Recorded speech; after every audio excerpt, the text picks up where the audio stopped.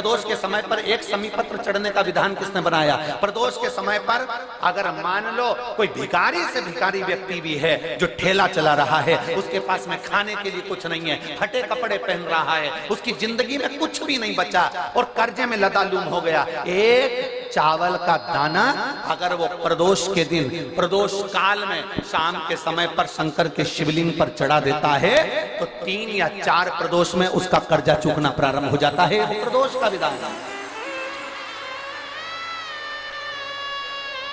इतना ये प्रदोष का वर्णन करा किसने? इतना प्रदोष की महत्वता बताई किसने? कौन करे इतना वर्णन? अगर प्रदोष की महत्वता बताने वाला कोई है, इसीलिए मेरे शंकर भगवान माता सती को लेकर कुंभज ऋषि के यहाँ, अगस्त ऋषि के यहाँ कथा सुनने के लिए गए थे, क्योंकि उनके बराबर कोई शंकर के महत्व को बता नहीं सकता और प्रदोष के महत्व को नहीं बता सकता। सती मैया को प्रदोष का महत्व बताने के लिए शंकर सती जी को लेकर कुंभज बाबा के यहाँ गए थे, अगस्त ऋषि, कि प्रदोष के महत्व को तो जानो सती, तुम प्रदोष के महत्व को तो सती जानो, तुम प्रदोष के महत्व को तो सती पहचानो कि प्रदोष का महत्व क्या होता है, प्रदोष काल का महत्व क्या होता है, प्रदोष के समय का महत्व क्या होता है। जिस समय पर सूरज डूब रहा हो, चंद्र प्रकाशित हो रहा हो, दोनों का मेल हो रहा हो, ना तो पूरा सूरज डूबा है, ना पूरा चंद्र आया है, ना पूरा अंधेरा है, ना पूरा उजाला है, उस समय को प्रदोष काल कहा गया, उस समय को प्रदोष का समय कहा, प्रदोष काल कहा। अब कई लोग हमसे कहते हैं, गुरुजी आप हमको प्रदोष का समय बताया करो कि प्रदोष काल किसको कहते हैं, प्रदोष का समय किसको कहते हैं। अब एक बात हम आप सबसे कहना चाहते हैं, जितने लोग आस्था चैनल पर सुन रहे हैं, जितने फेसबुक यूट्यूब पर सुन रहे हैं और जितने रेवाड़ी की इस पवित्र धरा पर कथा को सुन रहे हैं, आप सबसे एक बात कहना चाहेंगे, अगर हम समय देखकर बताएं आपको कि शाम को 6 बजे, 6:30 बजे, 6:30 पे लेकर 7:30 के बीच में ये समय है, या 5:30 से लेकर 6:30 तक का ये समय है, या हम तुमको बोल दें कि इतनी बजे ये समय प्रदोष काल का रहेगा या इतनी बजे ये समय रहेगा, तो देखिए कभी कभी ठंड का समय आता है तो दिन जल्दी ढल जाता है, कभी कभी गर्मी का समय रहता है तो दिन बहुत लेट ढलता है। इसलिए समय की गणना से मत चलो, आप तो ये अंदाजा लगाकर रखो कि दिन ढल रहा हो, अंधेरा होना शुरू हो रहा है, सूरज डूब रहा हो, चंद्र प्रकाशित हो रहा हो, अंधेरा अपना काम कर रहा है, सूरज ढलता जा रहा है, दिन कम होते चले जा रहा है और अंधेरा थोड़ा बढ़ते चले जा रहा है। इन दोनों का जो मिलन का समय हो, अब वो कितनी भी बजे, आप तो बस उसके मिलन का समय निकाल लो, वही समय प्रदोष काल कहलाता है, वही समय प्रदोष।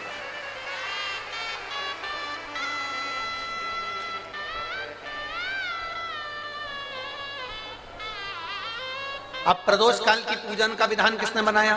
कोई आपसे पूछे तो क्या बताओगे? जम के बोलो जल्दी से, कौन ने बताया था? अगस्त ऋषि। सबसे पहले प्रदोष की पूजन कौन ने करी थी? अब कोई आपसे पूछे तो आपको उत्तर देना है। 12 ज्योतिर्लिंग में से एक ज्योतिर्लिंग है ओमकारेश्वर। कौन सा ज्योतिर्लिंग है? सब बोलो। ओमकारेश्वर। बिंद नामक पर्वत पर वो ज्योतिर्लिंग विराजमान। एक बार देवऋषि नारद भ्रमण करते करते बिंद पर्वत पर आ गए। अब नारद जी का तो काम तुमको सबको मालूम ही है ना। नारद जी का काम तो मालूम है ना सबको। क्या काम है उनका? दुनिया के लोग कहते हैं नारद जी का काम है चुगली करने का, परशु महापुराण की कथा कहती है नारद जी का काम चुगली करने का नहीं है। नारद जी का काम किसी व्यक्ति को अग्नि प्रज्वलित कर कर, किसी व्यक्ति में आग प्रज्वलित कर कर, किसी व्यक्ति के हृदय को जलाकर भगवान की भक्ति को प्रकट करने की सामर्थ्यता देवर्षि नारद। लोग कहते हैं नारद जी का काम चुगली करने का है, लोग कहते हैं नारद जी का काम निंदा करने का है। निंदा करने का नहीं, निंदा के माध्यम से भगवान की भक्ति प्रकट करना। किसी के अंदर इतनी जलन उत्पन्न कर देना कि वो तप करने बैठ जाए, किसी की इतनी बड़ाई कर देना कि वो भगवान की भक्ति से जुड़ जाए। ये देवर्षि नारद का काम। दुनिया के लोग, दुनिया के कथाकार कहते हैं कि देवर्षि नारद निंदक है, देवर्षि नारद चुगलखोर है, देवर्षि नारद निंदा करते हैं। ये दुनिया के लोगों ने एक पक्ष देखा। अगर दूसरा पक्ष देखते तो मालूम पड़ता कि देवर्षि नारद निंदक नहीं है। देवर्षि नारद जो देवर्षि नारद हैं वो चुगलखोर नहीं है। देवर्षि नारद अपनी वाणी से किसी के अंदर अग्नि उत्पन्न कर कर उसको इतना अंदर से जला देते हैं कि वो भगवान को प्राप्त करने के लिए फिर कुछ ना कुछ प्रयास कर ही लेता है। जब जब देवर्षि नारद ने निंदा करी, जब जब देवर्षि नारद ने चुगली करी, तब तक देवता को प्रकट होना पड़ा।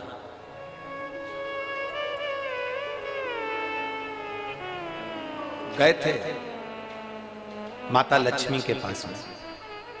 देवर्षि नारद ने माता लक्ष्मी जी से कह दिया था, मैया बहुत भूख लग रही है, कुछ खाने का है क्या? बहुत तेज भूख लगी है, कुछ खाने का है आपके पास में? मैया ने अंदर से जाकर मोतीचूर का लड्डू ला कर दे दिया। नारद जी ने जो मोतीचूर का लड्डू खाया तो नारद जी ने कह दिया, मैया लड्डू तो अनसुईया जी के घर के थे, क्या जोरदार लड्डू बनाती है मैया, तुझे तो लड्डू बनाना भी नहीं आता लक्ष्मी मैया। अब तो लक्ष्मी जी को क्रोध आ गया।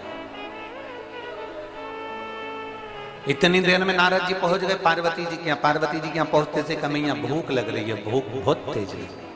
पार्वती जी अंदर गई, उन्होंने आकड़िया की रोटी, काकड़िया की साग नारद जी को दे दी। नारद जी भोजन करते से बोले, मैया रोटी तो अनसुईया जी के घर की थी, क्या रोटी बनाती है, क्या रोटी। अब पार्वती जी का हृदय जल गया। थोड़ी देर बाद नारद जी ब्रह्मा जी के पहुंच गए। ब्रह्माणी बैठी थी, ब्रह्माणी से कहा, मैया बहुत तेज भूख लग रही है। ब्रह्माणी अंदर गई, खीर बनाकर ला कर दे दी। नारद जी बोले, मैया खीर तो अनसुईया जी के घर की थी, क्या जोरदार खीर थी। अब तो तीनों देवियां इकट्ठी हो गई। मोहल्ले की 3 माताएं अगर एक जगह पर मिल जाए तो समझ लेना कि किसी ना किसी की बुराई चालू है, किसी ना किसी की निंदा चालू है। अगर ये तीनों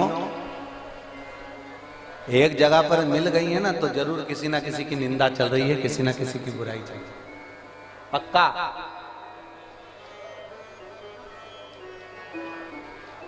इकट्ठी हो गई। तीनों देवियों ने आपस में विचार करा कि अपन तो परेशान हो गए नारद जी के कारण। अनसुईया अनसुईया अनसुईया अनसुईया, ऐसा क्या अनसुईया में? अपने अपने पतियों को परीक्षा लेने भेज दो। ब्रह्मा विष्णु महेश तीनों परीक्षा लेने के लिए चले। और जैसे ही ब्रह्मा विष्णु महेश परीक्षा लेने के लिए चले, परीक्षा लेने के लिए जैसे ही चल दिए, इतने में तीनों दरवाजे पर पहुंचकर भिक्षा मांग रहे। माता भिक्षाम दे, माता भिक्षाम दे, माता भिक्षाम दे। अनसुईया जी बाहर निकल कर आई और माता अनसुईया जब बाहर निकल कर आई और माता अनसुईया जी ने जो दर्शन किया, दर्शन करते से ही माता अनसुईया जी ने पूछा, आप देवताओं आपको क्या चाहिए? तो कि भिक्षा चाहिए। अनसुईया जी अंदर गई, पात्र में थोड़ी सी भिक्षा लेकर आई, अन्न का दान देने लगी। इतने देर में जब अन्न का दान देने लगी तब उसी समय पर अनसुईया जी जब अन्न का दान दे रही थी तब तीनों देवताओं ने खड़े होकर कह दिया हमको भिक्षा ऐसे नहीं चाहिए।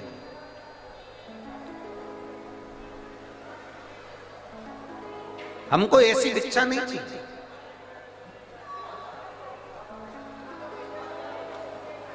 हमको ये भिक्षा नहीं। तो तुमको कैसी भिक्षा चाहिए? ब्रह्मा विष्णु महेश ने कहा, क्योंकि इनको देवियों ने कहा था कि जब भिक्षा मांगने जाना तो अनसुईया जी से कहना कि वस्त्र उतार कर भिक्षा देने के लिए। वस्त्र अब तीनों देवताओं ने कहा मां भिक्षा तो चाहिए, मां भिक्षा तो चाहिए, पर वस्त्र उतार कर आए। वस्त्र उतार। अनसुईया जी बोली कि देवताओं आप कह रहे हो कि अंदर का स्पीकर बढ़ाओ, अंदर आप कह रही हो कि भिक्षा चाहिए और भिक्षा चाहिए और वो भी वस्त्र उतार कर चाहिए। अनसुईया जी ने कहा बाबा ऐसी कोई भिक्षा कोई नारी कभी नहीं दे सकती। ये भिक्षा कभी कोई नारी नहीं देगी। नारी अपने वस्त्र उतार कर कैसे भिक्षा देने आएगी? तीनों ने जो ऋषि का रूप रखकर आए थे, साधु का रूप रखकर आए थे, उन तीनों ने कहा मां भिक्षा तो हम ऐसे ही लेते हैं, अगर दोगी तो लेंगे वरना भूखे रह जाएंगे, और अगर हम भूखे रह गए तो उसका दोष तुम्हें लगेगा। अनसुईया जी अंदर गई। नारद जी ने जो तीनों देवियों को अग्नि उत्पन्न करी थी वो अग्नि आप काम कर गई। अनसुईया जी अंदर जाकर जल लाई। अगर मेरा सातित्व पक्का है, मैंने अपने पति की सेवा परमेश्वर मानकर करी है, तो ये तीनों की तीनों बच्चे हो जाए। जो जल छोड़ा तीनों की तीनों देवता 1.5 महीने के छोड़ा हो गए। 1.5 महीने।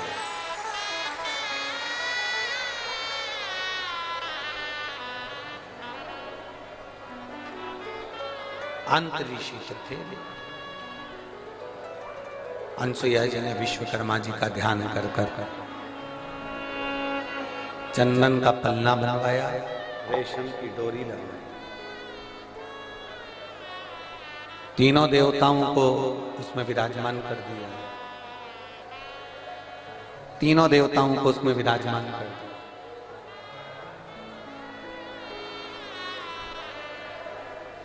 और तीनों देवता उसमें विराजमान हो गए। चंदन के पलने में रेशम की डोरी डालकर माता अनसुईया तीनों को झुला रही थी। इतने में अंतरी ऋषि का आगमन हो गया। अंतरी ऋषि ने पूछ लिया अनसुईया जी से कि ये किनके बच्चे हैं? अनसुईया जी तुरंत अंतरी ऋषि से कहती है ये अपने बच्चे। अंतरी ऋषि ने कहा अभी मैं स्नान करने गया था तब तो एक भी नहीं था, और आया तो 3। अनसुईया जी बोली भगवान जब देता है तो छप्पर फाड़ कर देता है।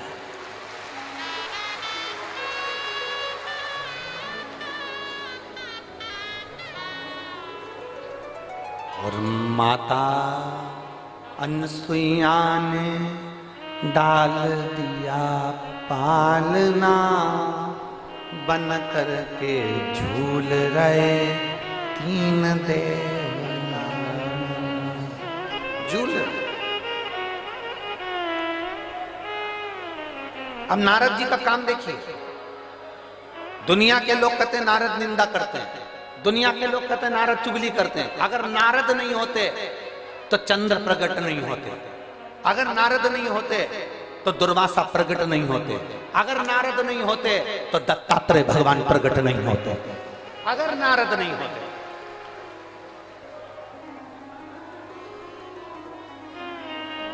नारद जी चले, लक्ष्मी जी के पास में पहुंचे। मैया आज बड़ी बेचैन दिख रही हो। लक्ष्मी जी बोली क्या बताएं, हुआ क्या? अपने पति को भेजा था अनसुईया जी की परीक्षा लेने के लिए, पर पते नहीं है उनके, आज बहुत दिन हो गए दिखे नहीं मेरे को। नारद जी बोले वो तो पलने में झूल रहे हैं। लक्ष्मी जी बोली फालतू की बात मत कर, मेरा इतना बड़ा पति कोई पलने में झूलेगा? चल जा से जा। नारद जी वहां से चले तो पार्वती जी के यहाँ पहुंच गए। पार्वती जी बहुत डिप्रेशन में थी, बहुत टेंशन था माता पार्वती जी। भगवान से देवऋषि नारद ने पूछा, माँ आप बहुत चिंता में दिख रही हो। नारद जी बोले तो पार्वती जी बोली, बहुत चिंता है। मेरी सहेलियों के कहने पर मैंने मेरे पति को परीक्षा लेने भेजा था, तो अभी तक पते नहीं है, और मेरे पति को तो कोई पकड़ भी नहीं सकता, कोई उनका किडनैप भी नहीं कर सकता, क्योंकि उनके गले में बब्बा पड़ा है। किसके बाप में दम है कि मेरे पति को पकड़ ले? दम चाहिए। मैया पल्ले में झूल रहे हैं। सरस्वती मैया से भी कह दिया पल्ले में झूल रहे हैं। तीनों देवियों ने नारद जी के चरण पकड़ लिए। नारद रुक जा, तो ये बता कि हम हमारे पति को कैसे लेकर आए। नारद जी ने कहा, जैसे तुम्हारे पति मांगने गए थे वैसे तुम भी चली जाओ। तीनों ने ब्राह्मण की पत्नी का रूप लिया। दरवाजे पर अनसुईया जी के पहुंच गई। अनसुईया जी के दरवाजे पर जाकर तीनों देवियों ने आवाज लगाई, माता भिक्षाम दे, माता भिक्षाम दे, माता भिक्षाम दे, माता भिक्षाम दे।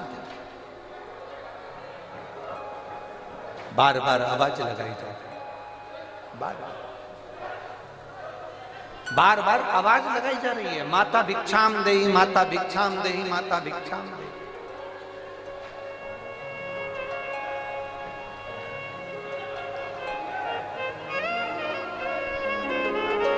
बार बार आवाज आई। और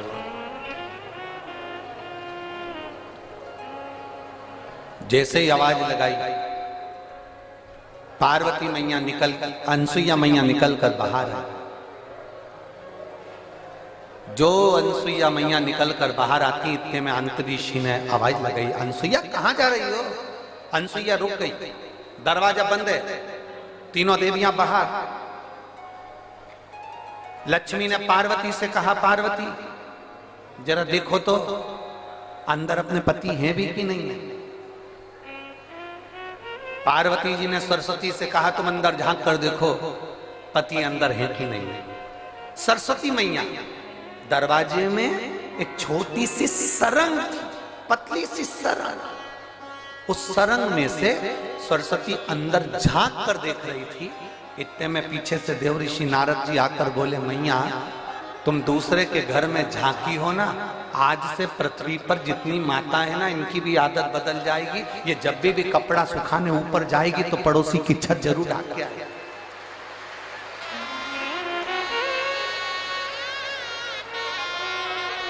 ए मैया, होली पे दिवाली पे अपने यहाँ पर पपड़िया बनी कि नहीं बनी, गुजिया बना कि नहीं बना, मठरी बनी कि नहीं बनी, चकली बनी कि नहीं बनी, अपने घर पर अचार डला कि नहीं डला, अपने घर पर कुछ काम हुआ कि नहीं हुआ, इनको कोई मतलब नहीं रहेगा। पड़ोसी क्या जरूर देखेगी तूने क्या बनाया, उससे जरूर। दिवाली पर अपने यहाँ रंगोली डली कि नहीं डली से मतलब नहीं है, पर पड़ोसी की यहाँ रंगोली जरूर देखेगी उसने कौन सी बनी। क्योंकि माँ आप झांकी हो, आप झांकी हो, इसलिए ये गुण आ जाएगा। जब सुना, थोड़ी देर बाद माता अनसुईया जी ने दरवाजा खोला। जैसे दरवाजा खोला, तीनों देवियां चरणों में पड़ गईं। तीनों देवियां। अंतरिषि ने अनसुईया जी से पूछा, ये कौन है? अनसुईया जी बोली, ये अपनी बहुएं हैं। अंतरिषि बोले, बेटे इत्ते से बहु साथ साथ हाथ। इतने में तुरंत अनसुईया जी ने तीनों से कहा, तुम्हारे ससुर जी हैं, पांव पड़ो, पांव पड़ो जल्दी से। तीनों देवियों ने अंतरिषि के चरण छुए। अंतरिषि ने अनसुईया जी का हाथ पकड़ा और एक कोने में ले जाकर पूछा, अनसुईया पागल हो गई है? बेटे इत्ते से और बहू लिया साथ साथ हाथ की, तुझमें अक्ल वकल नहीं है क्या? बिल्कुल भी। इतने से बच्चे की कोई शादी करते हैं जो इतनी बड़ी बड़ी बहुएं लेकर आ गई? इतने में अनसुईया जी बोली अपने पति से, स्वामी आजकल की बहुएं कमाता हुआ पति मिल जाता है, लेकर के अलग हो जाती हैं। हमने कैसे पाल पोस कर बड़ा करा हम जानती हैं, अब बड़ा करेगी तब मालूम पड़ेगा। ले जा।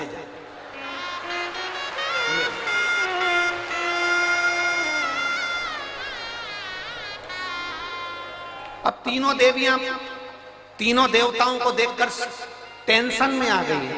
लक्ष्मी जी बोली मेरा कौन सा है, और पार्वती जी बोली मेरा कौन सा है, सरस्वती जी की मेरा कौन सा है। तीनों एक एक बच्चे को उठाती है, घुमा घुमा के देखती है। बाबा हर माल 2 रुपया, जिसका जो अंश है उठा लो।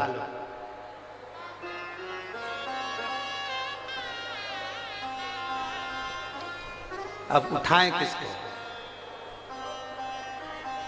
लक्ष्मी जी सबसे पहले बोली कि देखो सबसे पहले मैं विद्वान भी हूं और चतुर भी हूं, और मैं अपने पति को छांट सकता हूं। जो ज्यादा विद्वान होता है, जो ज्यादा चतुर होता है, सब्जी के ठेले पे वही सड़ी हुई भिंडी लेके आता है।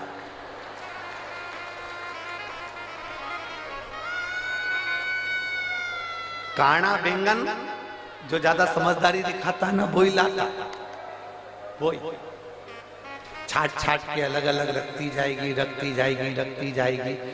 सब्जी वाला इससे ज्यादा चतुर होता है, उसने कहा रख ले तू, अलग छाट छाट के रख। इसने जैसी अलग छाट के रखा, थैली में भरा, भरने के बाद थैली इधर बाजू में रख दी, और जो सड़ा हुआ था उसकी थैली उसके हाथ में टिका दी। ले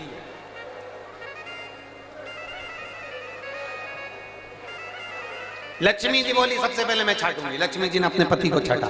जो छाटने बैठी लक्ष्मी जी, तो भगवान ब्रह्मा जी को उन्होंने अपनी गोदी में उठा लिया, और ब्रह्मा जी को गोदी में उठाकर बोली ये मेरे पति हैं। उनको जो हाथ में लिया, इतनी देर में तो अनसुईया जी को हंसी आ गई। अनसुईया जी को हंसी आई, उन्होंने कहा रुको, इन तीनों को वापिस सुलाओ। जमीन पर सुलाया। अनसुईया जी ने हाथ में जल लिया। अगर मेरा पतिव्रता धर्म प्रबल है, मेरा सात्वित्व पक्का है, तो मैं जल छोड़ती हूँ, ये तीनों के तीनों बड़े हो जाएं। तीनों बड़े हुए, उन्हीं के अंश अवतार चंद्र, दुर्वासा और दत्तात्रेय भगवान प्रकट।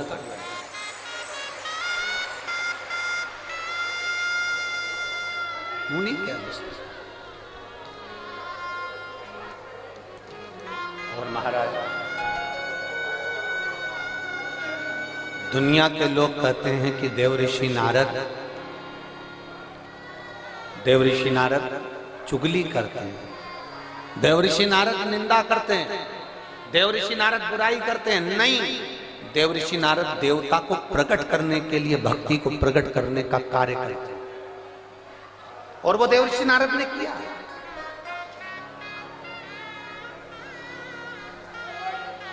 इसीलिए महाराज,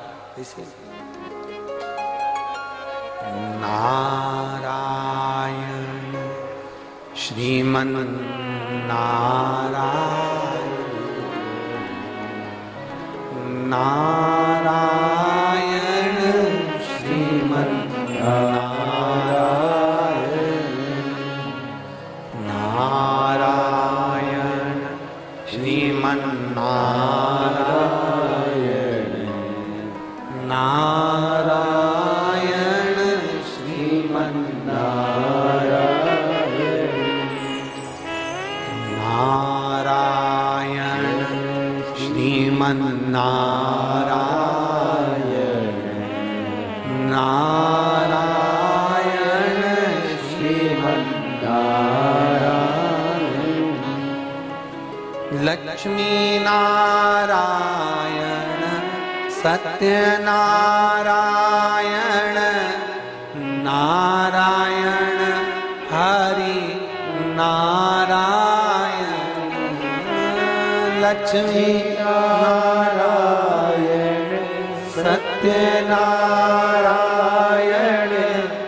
नारायण हरि नारायण, बोलो नारायण श्रीमन नारायण, नारायण श्रीमन नारायण, नारायण श्रीमन, सब बोलिए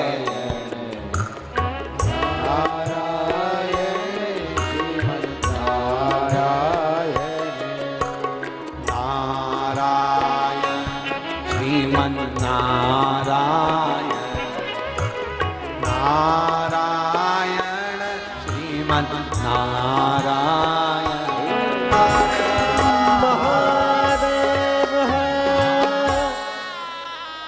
अपने स्थान पर बैठकर भगवान देवाधिदेव महादेव से दिल से प्रार्थना भाव से बाबा देवाधिदेव महादेव से विनय करें, निवेदन करें, प्रार्थना करें। जहां जगह मिले वहां बैठकर भगवान शिव से अपने मन की बात है। आज कथा का विराम दिवस है। दिल से बाबा से कहकर जाए। 19 तारीख से 25 तारीख तक जो ये पवित्र शिव महापुराण की कथा चल रही है, आज वो विराम की ओर जाएगी।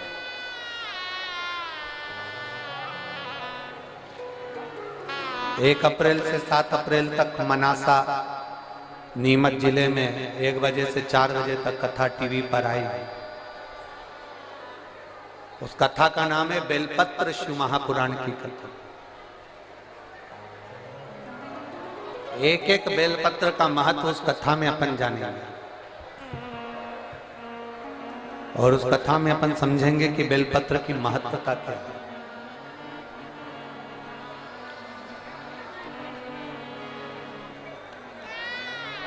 जिसको पैरालिसिस लग जाता है, लकवा लग जाता है, अगर वो भी बेलपत्र की कथा में मनासा से हम उसका वर्णन करेंगे कि एक बेलपत्र के बल पर आपके शरीर का लकवा कैसे ठीक हो सकता है।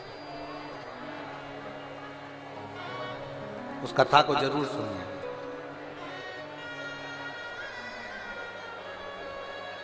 दिल से सब प्रार्थना करें, भाव से बैठकर। जिनको श्री शिवाय नमस्तुभ्यम आता है वो उच्च स्वर में यहाँ तक आपकी आवाज पहुंचे, इस भाव से बोले।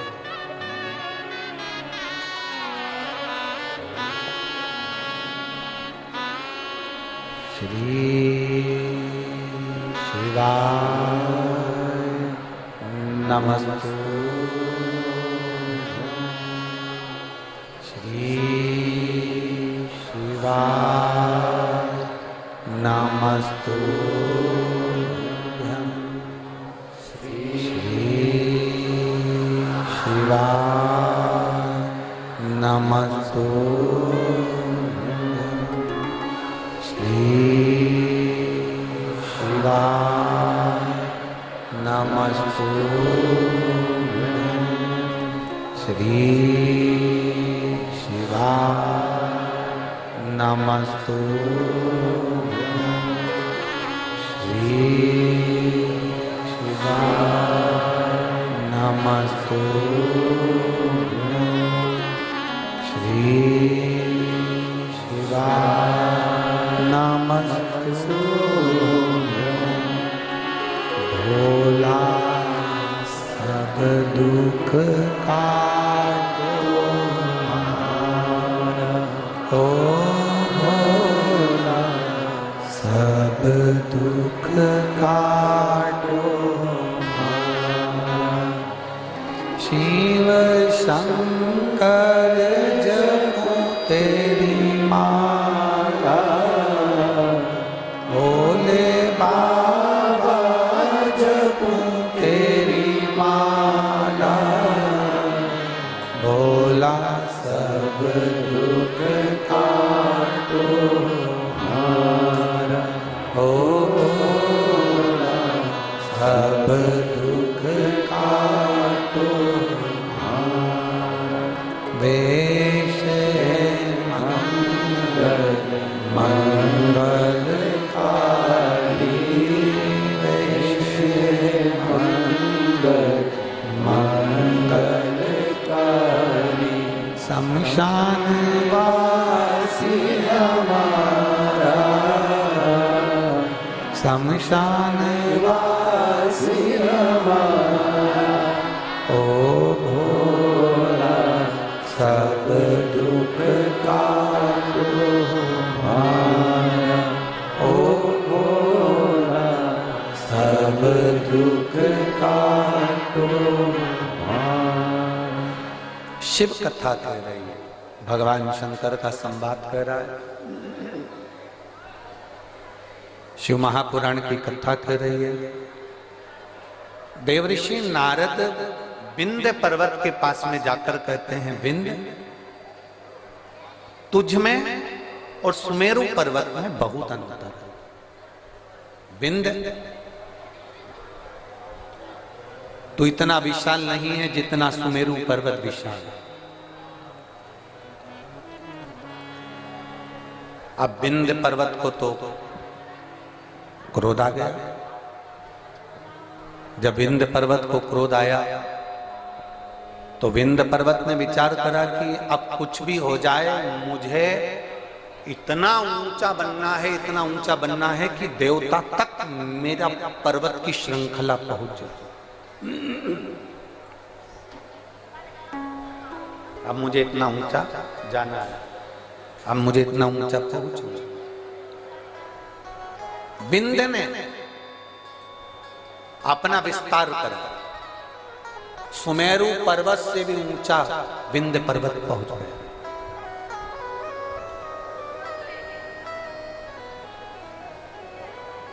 सूर्य के अश्व चलते चलते थोड़ा अंधेरा हो रहा था। सूर्य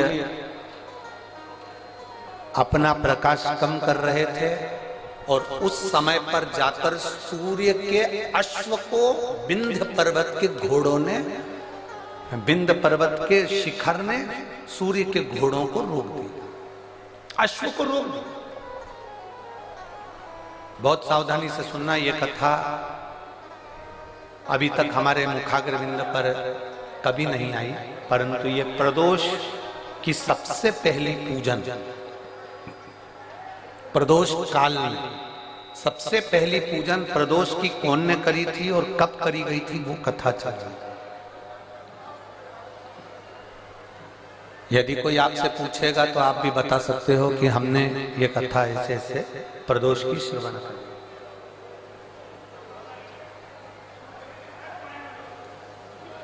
एक सुख का अनुभव कराती है प्रदोष की पूजा। एक पत्र है, देखिए।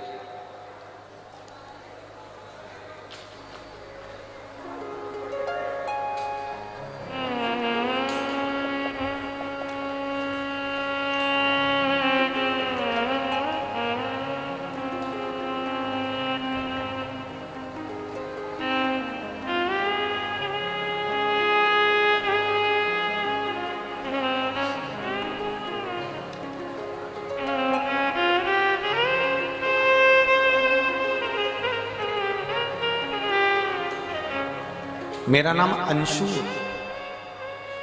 मैं अंशु हूँ। मैं गाजियाबाद उत्तर प्रदेश की रहने वाली हूँ। कहीं बैठी हो तो हाथ हिला सकती हूँ। मेरा नाम अंशु है, आशु है।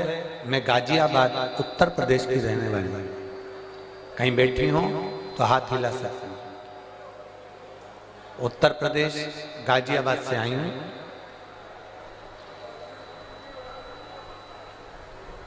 गुरुदेव, मेरी छोटी बेटी के जन्म के बाद मेरी छाती से दूध बहना बंद नहीं हुआ। जब मेरी छोटी बेटी का जन्म हुआ, जन्म होने के बाद से मेरी छाती से दूध बहता रहा।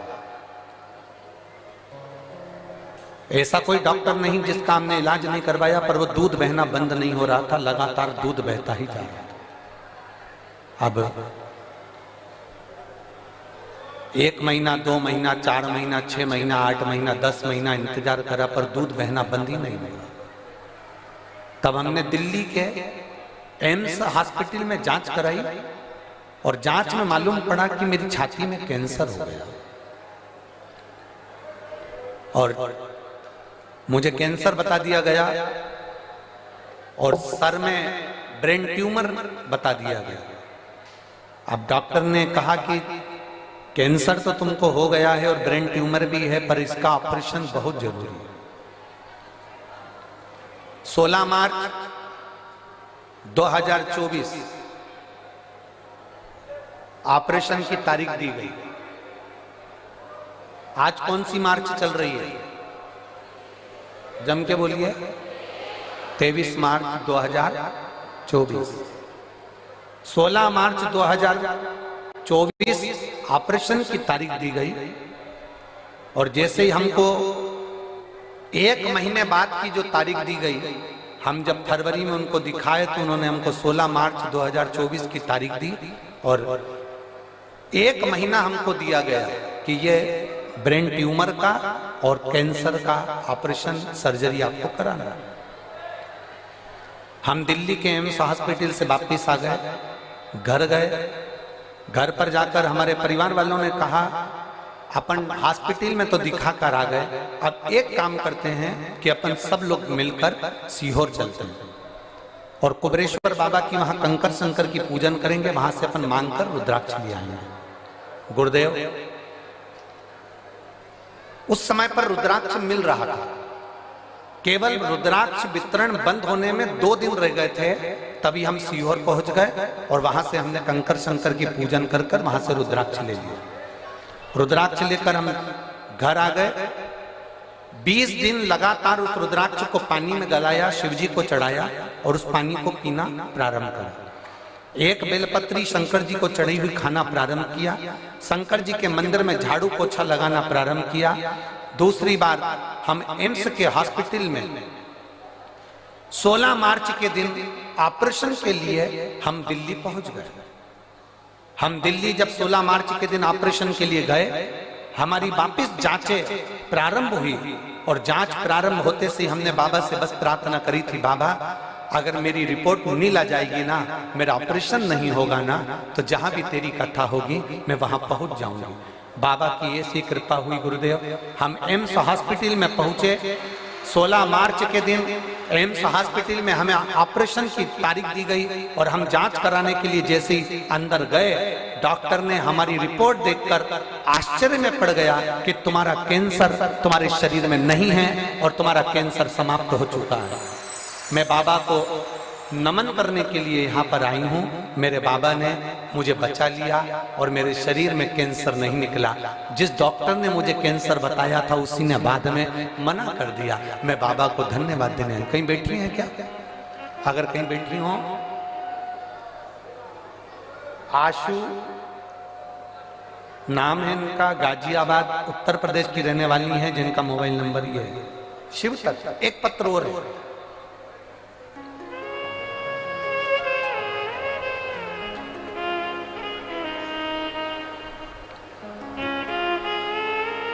प्रियंका, जिला बिजनौर, ग्राम झीरन के रहने वाली हूं। प्रियंका जी कहीं बैठी हो तो हाथ हिला सकती है। प्रियंका, मेरा नाम प्रियंका है, मैं जिला बिजनौर, ग्राम झीरन की रहने वाली हूं। कहीं बैठी हो तो हाथ हिलाइए। आप ही हैं? श्री शिवाय नमस्ते। मेरा पुत्र यथार्थ, जिसकी उम्र 7.5 वर्ष का है, आया हुआ है क्या बेटा? आया? लिया लिया लिया।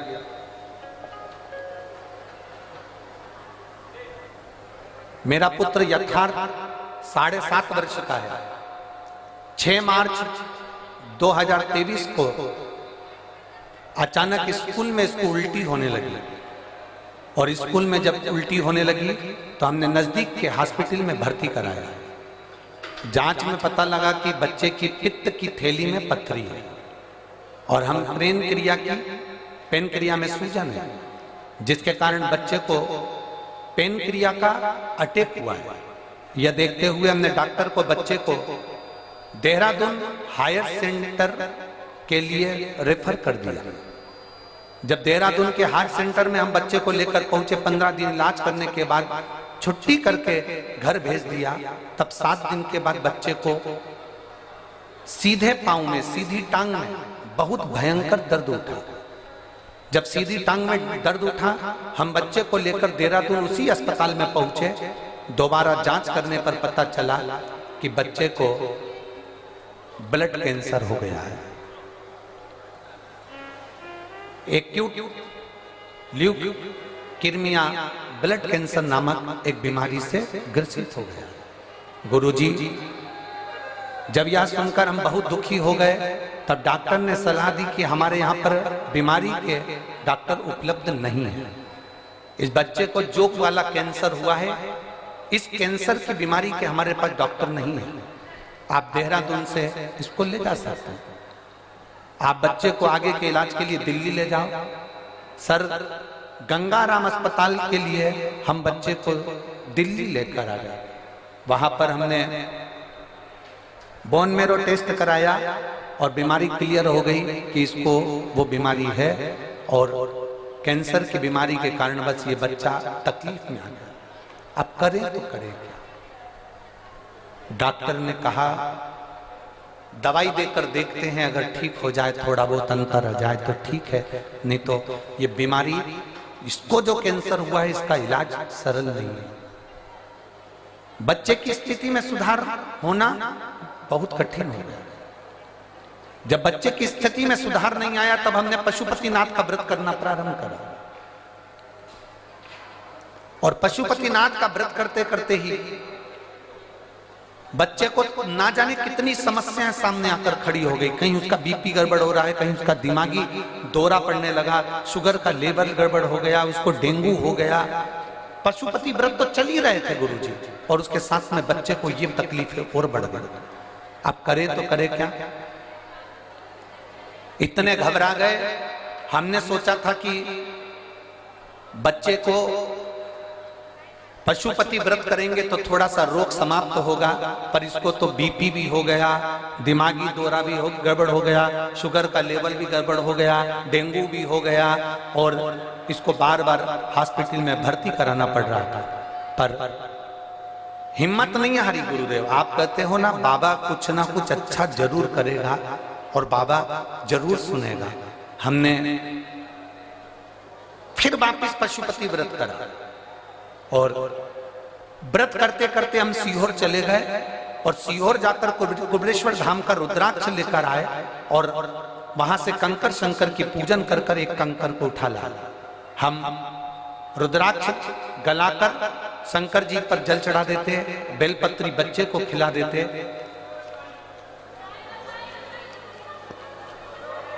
बाबा को उस बच्चे को खिला देते, और ऐसी कृपा बाबा की हुई कि अब बच्चे को आराम लगना प्रारंभ हुआ और मेरा बच्चा ठीक होना प्रारंभ हुआ।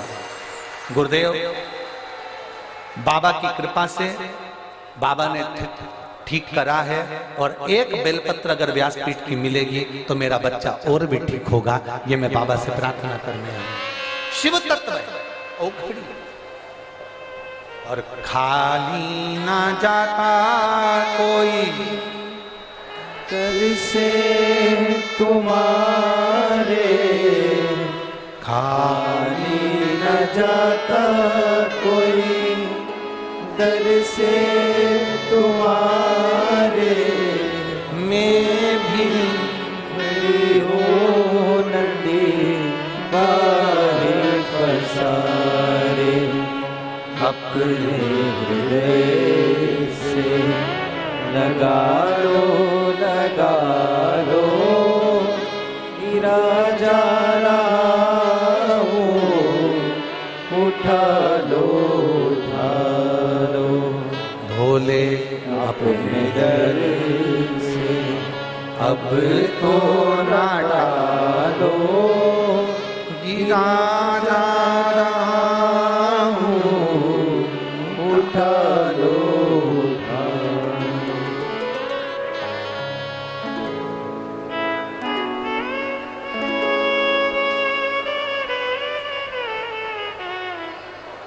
एक पत्र और बड़ा अच्छा है।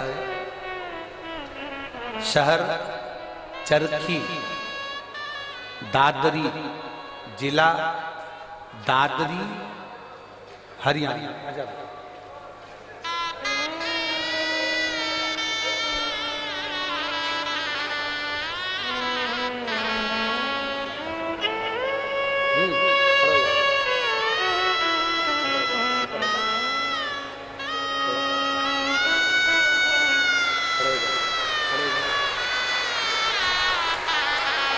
ठीक है शंभू, बोलो श्री शिवाय, श्री शिवाय नमस्ते।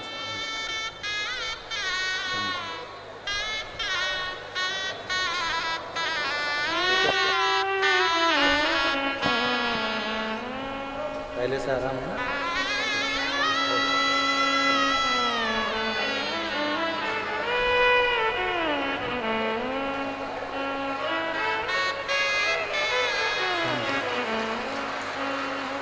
शहर चरखी, दादरी जिला दादरी हरियाणा, नाम ओमपति, फोन नंबर मेरा ये है। कहीं बैठी हो तो हाथ हिला सकते हैं, कहीं बैठे हो तो हाथ हिला सकते हैं।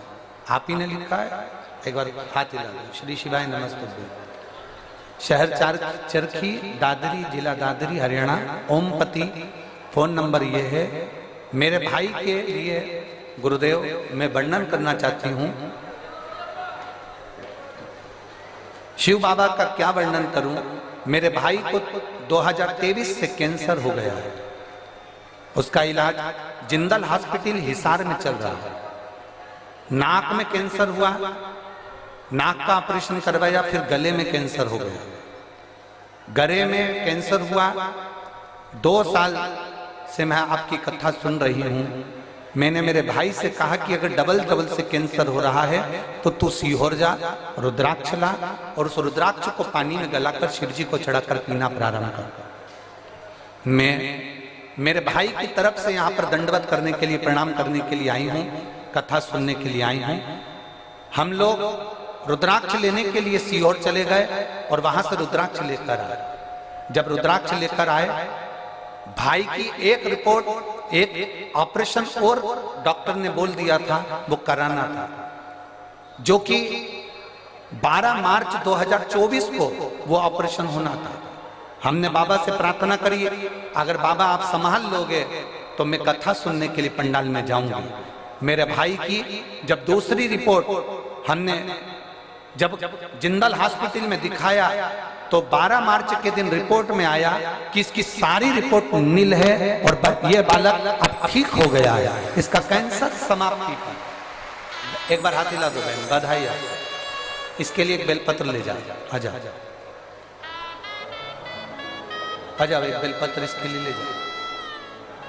शिव है वो घड़ी है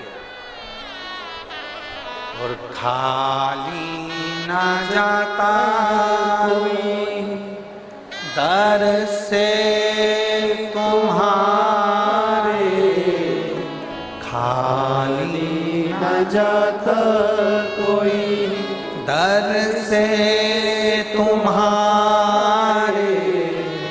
मैं भी खड़ी हूँ बाएं पसारे, अपने हृदय से लगा लो गिरा जा रहा हो, उठा दो भोले अपने दर से, अब तो न टालो गिरा जा रहा हो, उठा दो। एक शिव भक्ति को जगाइए।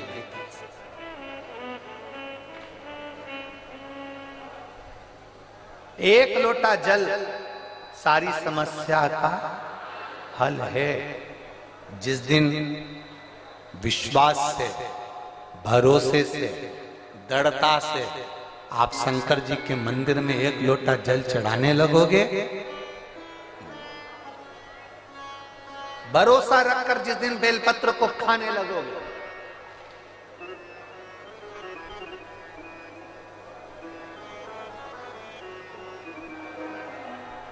जिस दिन बेलपत्र को खाने लगे, भरोसा रखकर जिस दिन भगवान शंकर की भक्ति में तुम डूबने लगोगे, उस दिन तुम्हारी जिंदगी की सारी बीमारी, सारा दुख, सारी तकलीफ मेरे काल अधिपति महाकाल राजा की। तुम्हारे जीवन का सारा दुख, वो काल अधिपति महाकाल मेरे कुबेर भंडारी, मेरे कुबेरेश्वर महादेव का हो। एक निवेदन हम जरूर करेंगे, कभी मौका लगे, कभी मौका लगे, इस पंडाल में बोलकर जाना बाबा से कि बाबा मुझे ऐसा धन देना कि एक बार मैं भी कुबेरेश्वर धाम सीहोर आ सकूं और तेरे धाम में आकर कथा सुन सकूं, कंकर शंकर की पूजन कर सकूं, वहां का रुद्राक्ष ले सकूं कभी कभी। और जरूरी नहीं है कि वहां का रुद्राक्ष केवल बीमारी के लिए काम आता है ना, कभी जिंदगी में कुबेरेश्वर धाम जाना और रुद्राक्ष मांग कर लेकर आना। और हम तो कहेंगे जितने कथा सुनने वाले हैं सारे श्रोताओं से निवेदन करेंगे, लाल धागे में उस रुद्राक्ष को अपने गले में धारण कर कर रखो, जिंदगी में कभी हार नहीं होगी, आगे बढ़ते ही जाओ। चाहे महिला हो चाहे पुरुष हो, चाहे महिला हो चाहे पुरुष हो, गले में रुद्राक्ष होना जरूरी है, पहनो। कई लोग कहते हैं हम तुलसी की माला पहनते हैं, रुद्राक्ष पहन सकते, क्यों नहीं? किसने मना करा? कौन से शास्त्र में लिखा है, कौन सी वेद में लिखा है, कौन से पुराण में लिखा है कि तुलसी को पहनने वाले रुद्राक्ष नहीं पहन सकते, या रुद्राक्ष को पहनने वाले तुलसी नहीं पहन सकते?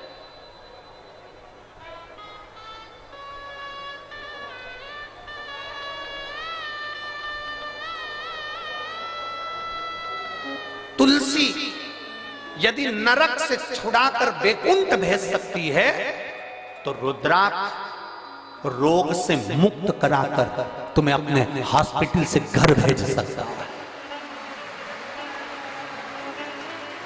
एक रुद्राक्ष, और वो रुद्राक्ष नहीं है, वो मेरा शंभु है, वो मेरा शंकर, मेरा ओघड़ी, मेरा त्रिकालदर्शी, मेरा कैलाशी, मेरा विनाशी।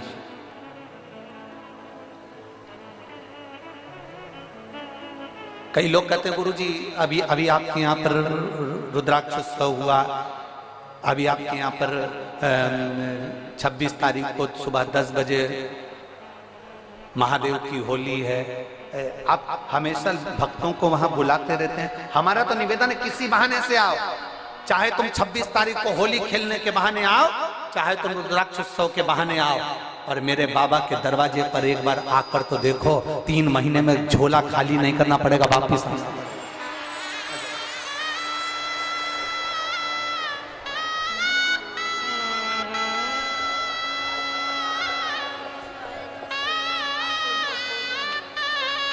ये आपकी है और ये आपके भैया को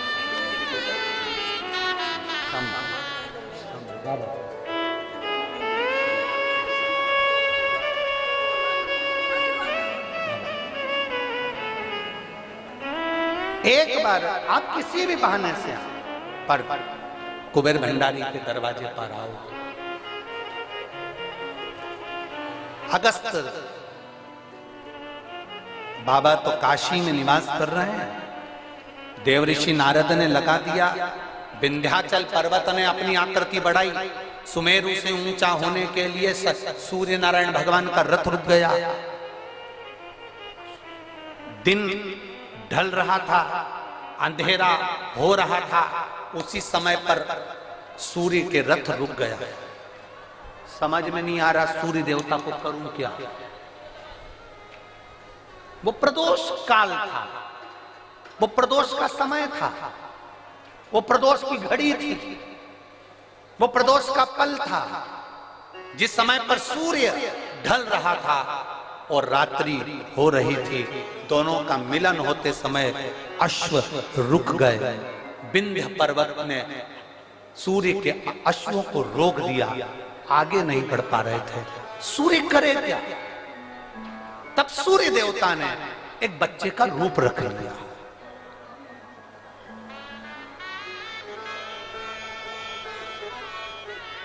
ये दुनिया के लोगों को मालूम होना चाहिए कि पहला प्रदोष का उपास व्रत, प्रदोष की पूजन किसने करी है। ये आपकी आराधना में, आपकी चित्तवृत्ति में आना चाहिए कि प्रदोष के दिन एक चावल का दाना चढ़ाने वाला कभी गरीब नहीं हो सकता, कभी भिखारी नहीं हो सकता, कभी दरिद्र नहीं हो सकता।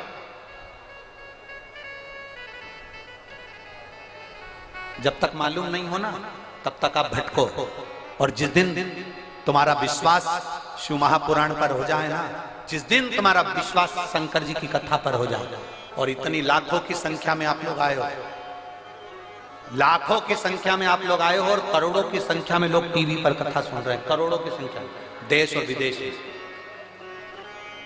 एक निवेदन करूंगा, पूरे जितने चैनल वाले कथा सुन रहे हैं और जितने यहां कथा सुन रहे हैं, अगर शंकर की कथा पर विश्वास है ना, बाबा की कथा पर अगर भरोसा है, एक लोटा जल और एक बेलपत्री पर भरोसा है, प्रदोष काल में लगाए गए घी के दिए पर भरोसा है, बेलपत्री के वृक्ष के नीचे लगाए गए दिए पर भरोसा है, एक चावल के दाने पर अगर भरोसा है ना, तो ये विश्वास के साथ कहता हूं 6 महीना 8 महीना साल 2 साल में आपके पास में बाबा इतना भंडार भर देगा कि आप भी शिव महापुराण के यजमान बनोगे। आप भी ये शिवपुराण का हम सुनील जी को धन्यवाद दे रहे थे कल भी कि सुनील जी, और सुनील जी कह रहे थे गुरु जी ऐसा आशीर्वाद दे दो कि हर साल 2 साल में कथा करवाते रहे। हमने सुनील जी से कहा, सुनील जी शंकर भगवान की कथा का सबसे बड़ा एक फल है और एक नियम है कि जो इस कथा को करवा लेता है ना, वो लाइन लगाकर फिर खड़ा हो जाता है कि एक कथा हमें वापिस मिले। ये नियम है इस कथा।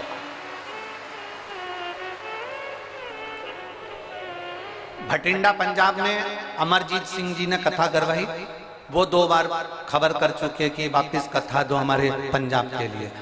अभी कथा कर आए सिरसा तारा बाबा की कुटिया में, वहां कांडा परिवार ने कथा करवाई, उन्होंने फिर आकर कह दिया कथा दीजिए।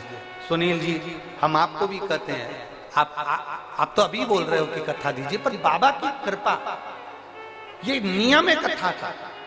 जो एक बार जजमान बन जाता है मेरा बाबा, उसको इतना देना चालू करता है। और केवल जजमान से मतलब नहीं है, जो दिल से पंडाल में बैठकर दिल से सुन ले, 5 दिन की हो 7 दिन की हो, आसन लगाया वहीं पर सो रहा है, वहीं बैठ रहा है, वहीं खा रहा है।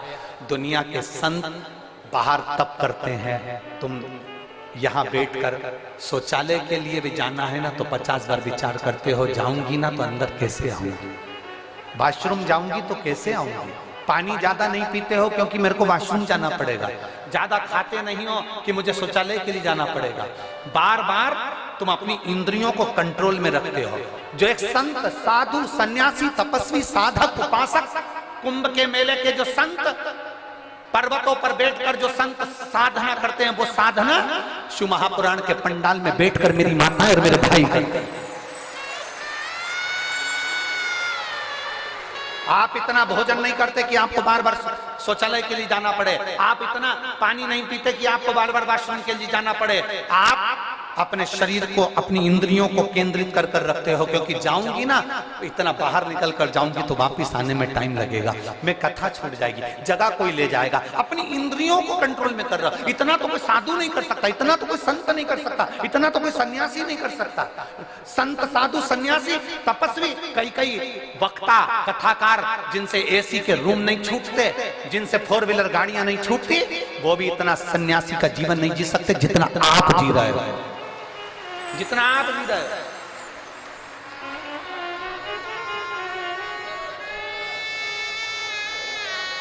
एक संत का भाव है आपका। गर्मी लग रही है, टेंट हिल रहा है, हवा चल रही है, टेंट उखड़ रहा है, पाइप गिर रहे हैं, कहीं कुछ प्रॉब्लम चल रही है, और उस बीच में तुम्हारा विश्वास, 5 दिन के लिए रेवाड़ी आई हूं, मेरे बाबा के भरोसे आई हूं, मेरा बाबा तेरे दरवाजे पर मैं आई हूं ना मेरे कुबेर भंडारी, तो मेरे दरवाजे पर तू भी आएगा, ये मेरा विश्वास लेकर आए, ये मेरा विश्वास। और हो भरोसा दृढ़,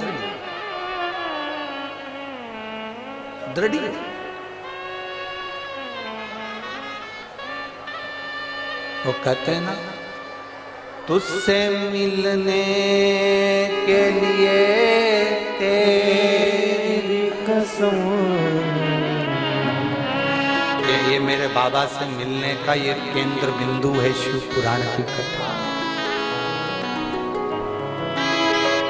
ओम मेरे भोले तेरा सहारा है,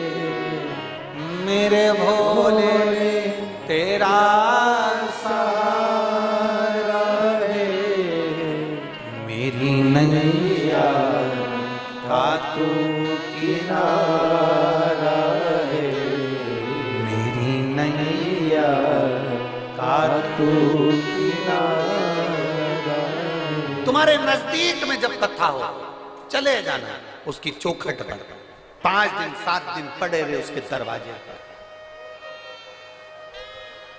तारने वाला हो।